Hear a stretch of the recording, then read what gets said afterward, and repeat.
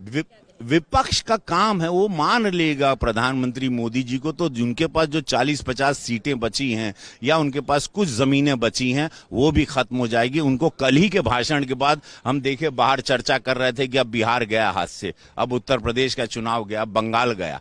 ये भाषण जो प्रधानमंत्री जी का था उसने हमारी सरकार को और मजबूती दी, 140 करोड़ को और बल दिया, सेना को सबसे ज्यादा बल दिया। कल का भाषण एक विराट भाषण था, ऐतिहासिक था, सदियों तक याद किया जाने वाला भाषण था। आप मेरी बात याद रखिएगा। प्रेसिडेंट डोनाल्ड ट्रंप ने एक तो टैरिफ बढ़ाने की बात कह रहे हैं, दूसरी तरफ कह रहे हैं इंडिया हमारा दोस्त है, और फिर एक बार उन्होंने क्लेम किया है कि पाकिस्तान में युद्ध रोकने का जो था प्रस्ताव मेरा रिक्वेस्ट था।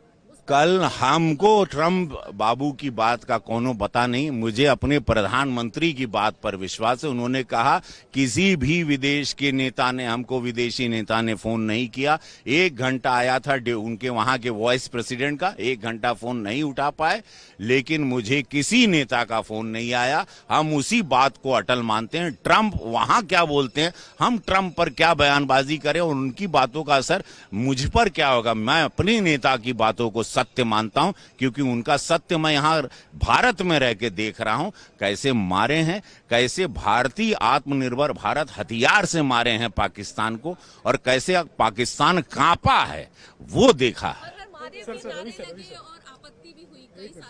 अरे महादेव का जिसने आपत्ति किया वो कब का कहीं उन लोगन महादेव का जेकर नाथ भोलेनाथ हुआ नाथ कैसी हुई। और प्रधानमंत्री जी के साथ जब भोला चाहिए दिन त रात के लोग महादेव को जो नकारेगा, अब जायदा पंडित आदमी कुछ बोल दे।